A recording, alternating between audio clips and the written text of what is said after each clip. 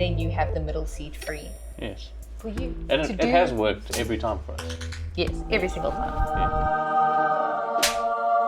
What's up, weirdos? Hello. No, hello. Hello. So we're going to do some travel hacks, and we've got a few of them, and we want to try to keep these videos a little bit short because we're doing daily videos. So we're going to do a part 1 now. There's a flight seat trick. I think a lot of people know this trick hack. I've never heard of it before. Other than us. If you are, obviously, if you're going on like a 3-hour, 5-hour flight, it's not necessary.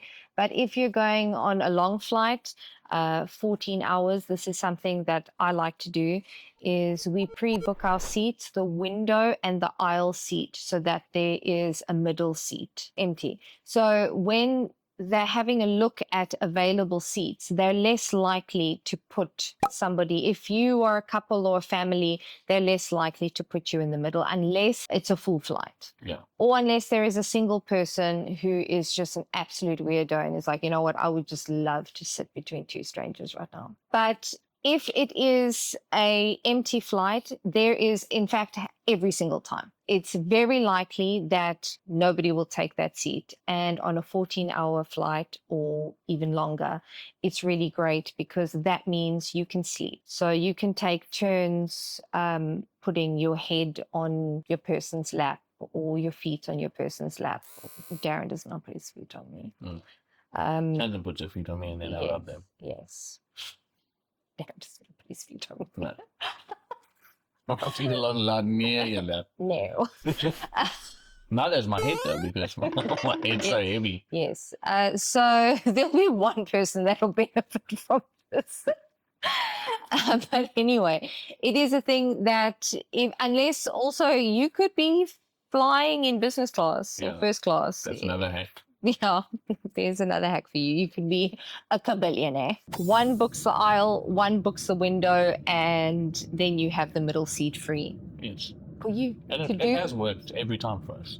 Yes, every single time. Yes. I just don't want to say that, and then people are like, "Oh, I tried that, and guess what? Yeah.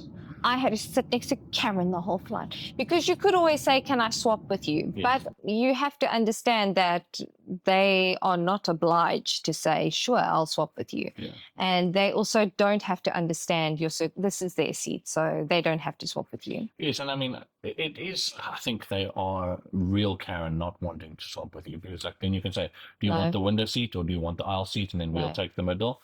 But there are some... False. I don't think so. You don't think so? No. That's your seat. I mean, I feel like I understand that. Yes, no, it's your seat. You're not being a Karen if you're like, no, sorry, I don't want to swap with you. I don't know. But what do you guys think? Yeah, let us know. Next one. This one's quite helpful. I'm of the belief that you shouldn't be carrying your passport and other important documents around with you when you're traveling, particularly in countries or places that you're not familiar with, because if anything happens, it falls out or you misplace it, or we really don't want this to happen to anyone, but you get mugged or robbed or whatever. Or you're a type B person. Yeah. Then it's gone, and that's really difficult circumstances. So what I like to do is take photos of all the documents that we need, photos of our passport pages, visa pages, photos of if it's a printed out visa, like Vietnam is a printed out on paper visa. So I take photos of all of that. I save it on my phone in my camera roll. I send it to Tanzinne. She saves it in her camera roll, and then I also email it to both of us because, and we have iCloud email addresses, so I can also access that if my phone or if our phones are stolen or misplaced. So that's really helpful, just making sure you have the necessary documents available to you, but also you can then keep them in your safe at the hotel, which I prefer to do because losing a passport, that's a nightmare. Yeah. Packing. So not to brag or anything, but I can fit and have. Yes. I can fit 2 months of travel clothing outfits into a carry-on luggage. I do pray every single time, and I do like the most bizarre things. I will spin my carry-on luggage so that it looks like it's light because I'm so scared there's going to come a day where they're like, oh, we're actually measuring and weighing the carry-on luggage on this flight, because it does happen. We have had it happen to us once, but we've been really lucky that It, for the most part, hasn't. Yeah. They don't weigh your carry-on, because if they did, my carry-on is like 17 kilograms, and I'm not even joking. I think it's been 19 kilograms, and that's carry-on as in like it's according to the guidelines in measurements. Yes. I can fit that much into a carry-on luggage. Yeah. Darren hates it so much, but I think it's a really impressive skill to have, especially when you like want to dress cute and stuff on holiday. Because I'm not one of those girls who I admire those girls, but there are girls that are like, I'm packing just 2 dresses and like 2 shorts and 2 tops. I'm like, okay, cool. So what are you going to wear for like the rest of the holiday?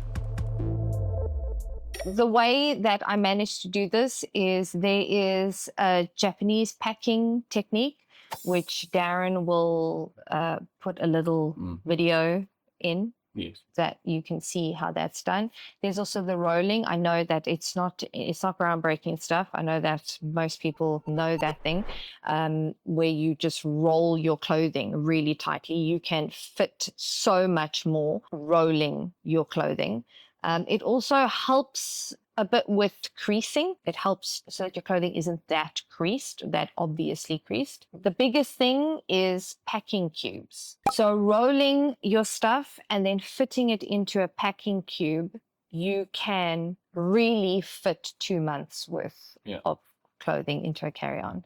Darren fits all his, I mean, it's not like everything, but his clothing, so his shirts and shorts and trousers, he fits into all of it into one packing cube, because that's all he's allowed to take.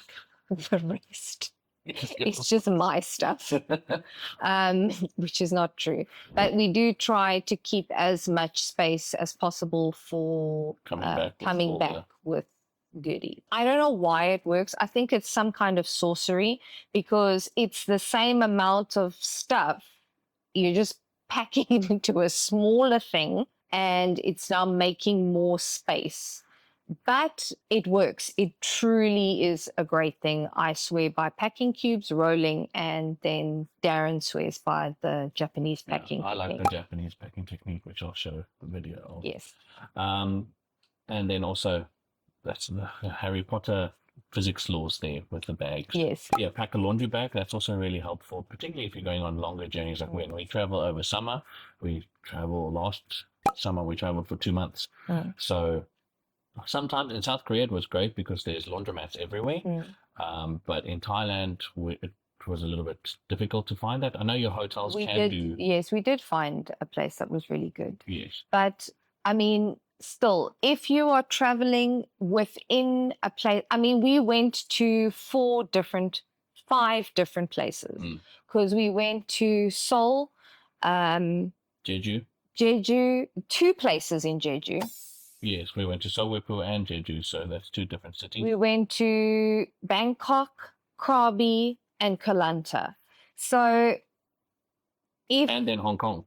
And yes, so if you have dirty laundry and it's going to take 24 hours to 48 hours for you to get your stuff, but you're leaving, then you need a laundry bag. And that's something that I always pack, but it is something that is easy to forget because it's gross, especially if you're using the packing cubes to pack dirty clothes with clean clothes. Yeah.